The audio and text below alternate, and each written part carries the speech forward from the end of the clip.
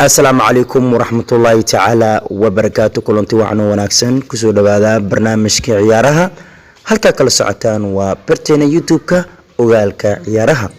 barnaamijka maanta qaleyn waxa kamid ah tababaraha kooxda kubadda cagta Manchester City Pep Guardiola oo ilin haaran la barbardhigay laacibkii hore ee kooxda kubadda cagta Barcelona hadana ka tirsan Paris ee Lionel Messi. tababaraha kooxda kubadda cagta Manchester United Erik ten Hag oo ka hadlay wararka Man United oo la xiriirinayo laacibkii hore kooxda kubadda cagta Newcastle United hadana ka tirsan kooxda Bologna ee Marco Arnautovic. kooxda kubadda cagta Liverpool oo dharbaaxo ku dhacday kadib markii la ogaaday muddada uu garoomaha ka maqnaan doono laacibkooda Thiago Alcantara. dhanka kale waxaa la soo saaray shaxda ugu fiicneed toddobaadka horyaalka Premier League. shaxda ugu fiican horyaalka Premier League ayaa la soo saaray kadib markii la ciyaaray toddobaadkii koowaad ee horyaalka Premier League. fadlan subscribe saar, like saar, noo share garay si aad u heshid muuqaaladii ugu dambeeyay. halka kala socotaan waa isla barteeni ogaalka ciyaaraha. tababaraha kooxda kubadda cagta Manchester City Pep Guardiola ayaa ammaan ugu qubeeyay weeraryahankiisa Haaland isagoo soo bandhigay qaab ciyaareed fiican. Haaland ayuu la barbardhigay xidiga 7 jeer ku guuleystay abaalmarinta Ballon d'Or-ka ee Lionel Messi. xidiga Haaland ayaa qaab ciyaareed cajiib ah soo bandhigay kulankii ugu horeeyay ee uu ciyaaray horyaalka Premier League. Haaland ayaa 2 gool ka dhaliyay kulankii ay Man City garaacday kooxda West Ham kulanka tirsan horyaalka Premier League.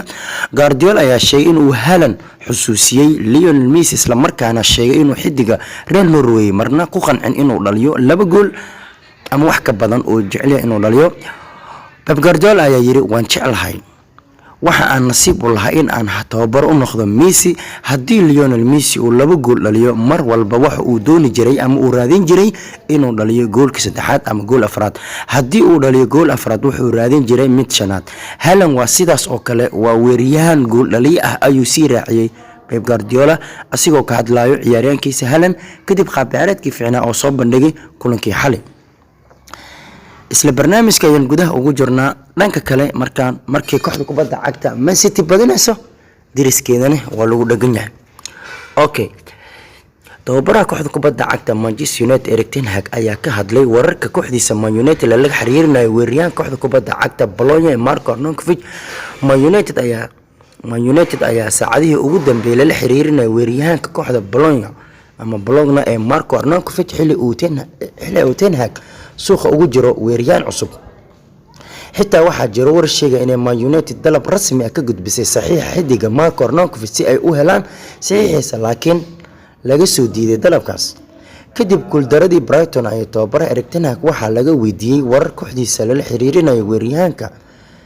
Erik ten Hag oo arintaasi ka hadlaya ayaa yiri ma doonayo in aan xidiga koox kale ka hadlo, laakiin tan ilaa markii uu suuqa furmay Man United la xiriirinayo in ay ka badan 250 xidig.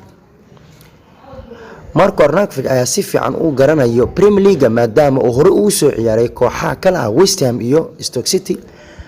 tababaraha kooxda kubadda cagta Manchester United Erik ten Hag ayaa ka gaabsaday inuu ka hadlo arrinka suuqa ee Man United iyo xidig loo xiriirinayo ee ka ciyaara weerarka kadib markii bixitaan loo xiriirinayo ciyaaryahanka Cristiano Ronaldo oo la sheegay inuu rabo inuu isaga baxo Man United isagoo doonayo inuu ku biiro koox ka ciyaarto Champions League. okay, asxaabta isla weli barnaamijka ayaan gudaha ula jirnaa. okay, weli waxaan ka hadlaynaa kooxaha waaweyn ee Premier League. kooxda kubadda cagta Liverpool ayaa dharbaaxo kala kulantay xaaladda dhaawac ee xidigeeda khadka dhexe ee Thiago Alcantara kaas oo ku dhaawacmay kulankii furitaanka Premier League. xidiga Thiago Alcantara ayaa dhaawac ugu baxay kulankii Fulham kadib markii uu dhaawacmay qaybtii dambe ee ciyaarta. xidiga khadka dhexe ayaa baaritaan lagu sameeyay saacadihii la soo dhaafay waxaana la shaaciyay muddada uu ka maqnaan doono garoomada kadib dhaawac soo gaaray.